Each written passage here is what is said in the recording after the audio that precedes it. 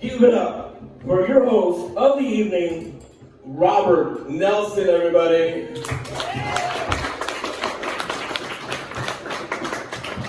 Keep it going for Pete Millman, everybody. All right, while you're at it, keep it going for Jason behind the bar.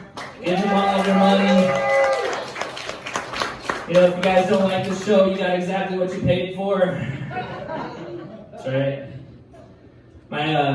My kid started a gang one time. He's 5. Well, he was 5 at the time. He's turning 8 this month. But you know, like, I got a call from school one day. Mr. Nilsson. I was like, yes? And they're like, your son, he's a menace. And I was like, why? What happened? They're like, well, he was on the playground, and he ended up getting a bunch of these other kindergartners to beat up a 5th grader. And I was like, what? That's crazy. Tell me what happened? And they're like, all right, well, it was recess time, and they're on this big solar system. It was like this big solar system, like half like foam, big balls in the fucking thing they're hanging out on. This 5th grader is minding his own business, hanging out on the sun. He's like, I'm the center of the universe. Nothing's gonna fuck with me. I'm the sun. And my son did not like that one bit. He was like, hey guys, let's ruin this kid's day. And then, dude, they like attack. You ever see that show Recess? A long time ago? Yeah, like every other grade was sophisticated, but then you had the kindergartners. It was like, it's true. I guess it's totally true. That show is like a documentary, because that's exactly what happened, man. My kid was like, and they're like attacking the 5th grader, and they went, and you know, they pushed him off the sun, and that wasn't enough for my kid, you know, because once the 5th grader is on the ground, poor kid, you know, my kid takes his shoes and just runs around the solar system now. He's like, how many orbits are we going to do today? And then he like tried them on. He was like, these don't fit me. And he took them back and he just threw them at the kid. And I was like, oh my God. I was just on the phone with the fucking elementary school. They're like, yeah, this is insane. And I was like, man, my kid's a leader. You know, like, I couldn't have been prouder of my kid, man, you know? They're like, aren't you disappointed? I was like, no, man, he's got leadership skills. You know, he follows through with a plan. You know, I was proud of him, man. He's a succeeder, man. So they're like, you're raising the kid from A Clockwork Orange. I was like, I know, I'm sorry, I don't know what to do. I just play that in his like crib all night. That's what happens, I guess. Man, I moved here to Michigan from Florida. I'm not originally from here. A lot of people go, why? Oh, why? Michigan's it's so cold here. It's not cold right now. Fine right now. Michigan's actually like very similar to Florida in a lot of the ways. I'm finding out. We're on the same time. There's a lot of people that go to Michigan during the winter. It's the same line. You know, Michigan's the hand, right in the mitten. Florida is definitely the gun of America. What are you thinking? No, it's definitely the penis. You know, they go together like a lock and a key, right? A hand and a dick. You know, red and blue will make purple. I don't know what'll happen there. It's cool. When we recycle up here, you get 10 cents a can. That's really nice. Florida, we also have a recycling system. You got to drive to get, you know, your recycling on. But ours is a lot easier. You just roll down your window and throw it out. That's nice. Another thing that's similar here in Michigan, I'm finding, is that, you know, there's a lot of Confederate flags in Florida. They're in the South, you know, they're still like, you know, weird like that. But then I came here and I started seeing them again, and I was like, we went to Michigan, right? And it was like, I was confused by it. I was like, did they learn their geography with the globes upside down? They're like, we're in the South. No, but I realized the further north I go in Michigan, the further south I'm actually getting. You know, so that's kind of cool. Yeah, I felt like I was at home again. You know? No, but we didn't move here. A lot of people say, why? Why would you do that? And it's simple. I met the love of my life in Florida, you know, and because of her, I moved to Michigan. You know, love makes you do crazy things, you know. So that's why she's still in Florida, and I moved here with my baby mama. She loves that joke, you know, I'll tell you that. No, she's cool though. You know, we have 2 sons now, and they're both really cool. One's about to turn 8, one's about to turn 3, but we're not having kids anymore. We're done with that, you know. She didn't get it all scooped out, but she got what are those called? Those oh yeah, she got an IED, so we're definitely not having kids anymore.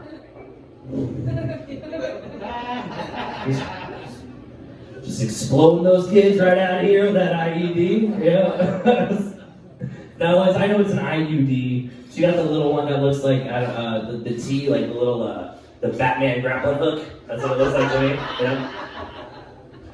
But so we're not having kids anymore. We're watching our kids grow. But since she can't physically have kids right now, she's still got to do something with that. I find this has in common with a lot of women. When they're done having kids, they start a garden. Usually, you start growing stuff. You still want to nurture something, watch it grow. And it's actually pretty cool. I watch her out in the garden.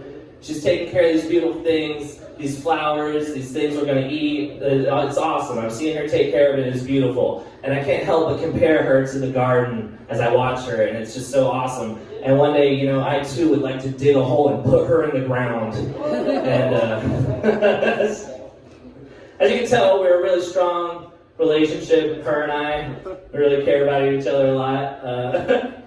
No, I kid a lot, I know.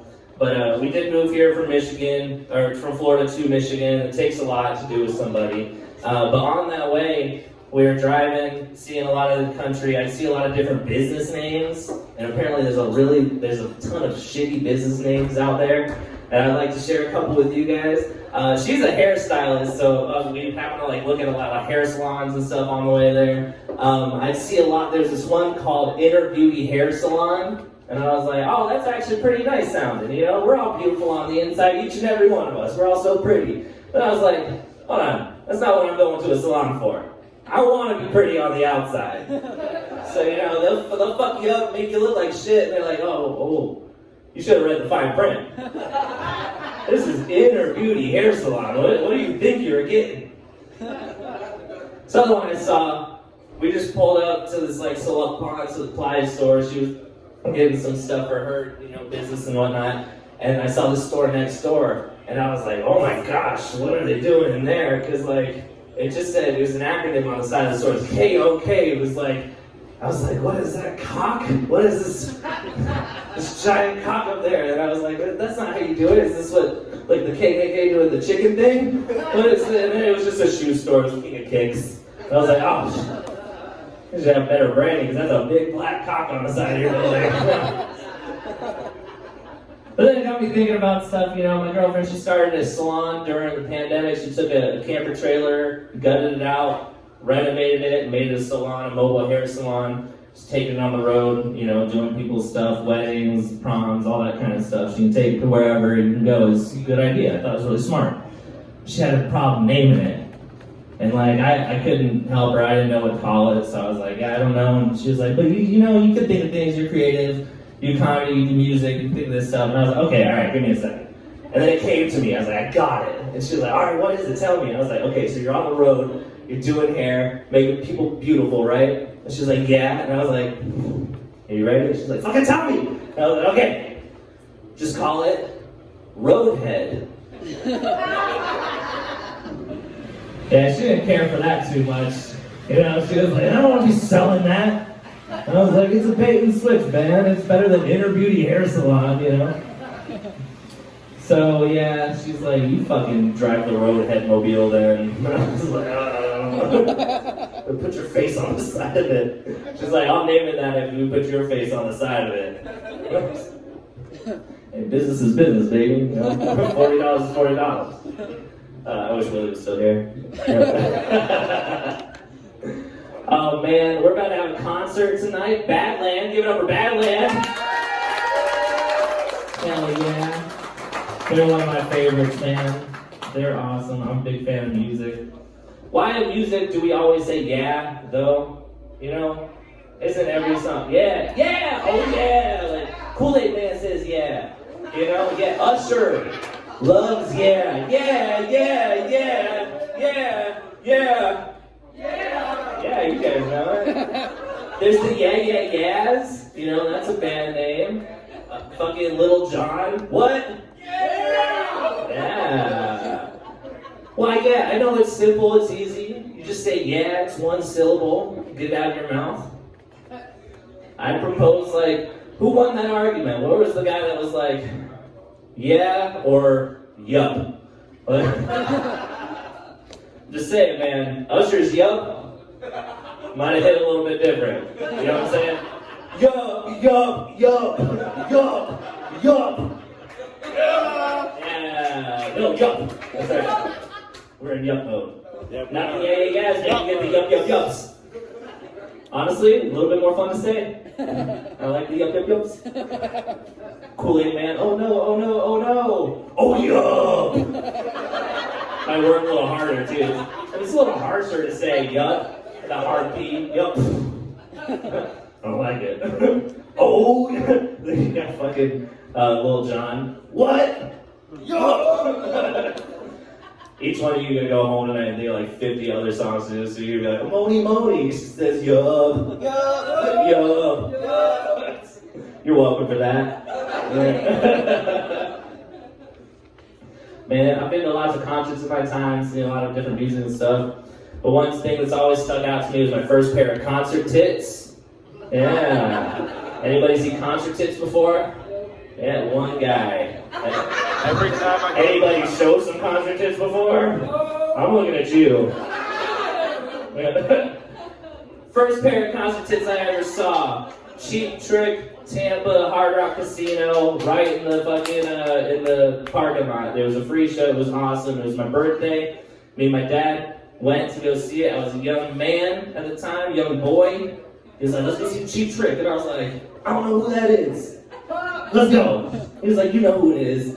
We're listening to music on the way to the concert. I was like, getting pumped up. I was like, the dream police, they get inside my head. I want you. So we go there. We're there. I can't see stuff because, you know, I'm just a little guy, you know? So he throws it up on his shoulders. We're watching him rock out. I want you to want me. I'm watching them. They're rocking the double neck guitars and doing all their awesome stuff. And I turned my neck, and there they were. And then I got tickets to another free show that I wasn't expecting, you know what I mean? So I'm back here the whole time. I'm getting a king in my neck, and I don't care. My dad's watching Cheap Trick, and I'm seeing cheap tits. And I couldn't be happier, you know? But then a problem starts to arise. And I mean a problem starts to arise. Remember my placement. I'm on my dad's shoulders, alright? So like, I'm up here, I'm like, oh no, Dad. Ah, jeez. Oh, my boobs. You know? Oh, such a predicament. What a pickle. You know what I'm saying? So I'm like, oh, what do I do? So I'm like trying to like ease so like my knees are on his shoulder now, like the back of me. He's trying to fix me like a good dad. Like, oh, you're falling. And you know, I'm close to my dad, but you know, I don't want to be that close to my dad. So it's a good birthday. I'm like, let me down, get me down. It's like, why? You got a great view. I was like, this is about to be bad for everybody. Just get me down. So I get down, and it was fine. So we leave, we go home, and I tell you what, that was the best way to spend a 19-year-old's birthday. Ladies and gentlemen, I hope you enjoyed your night of comedy. I'm your host, Robert Nelson. Give it up for each and every one of the comedians that are out here tonight. We got Jason here, we got Pat Steve, we got fucking Michael Negan, we got Pete Gomez, Willie Irving was here. Everybody was awesome. We're going to take a quick picture of everybody. I said Juiceberg. Dude, shut up, Pete. Your time was 10 minutes ago, dude. Everybody stick around for Battleland. I absolutely love these dudes. It's going to be a great night.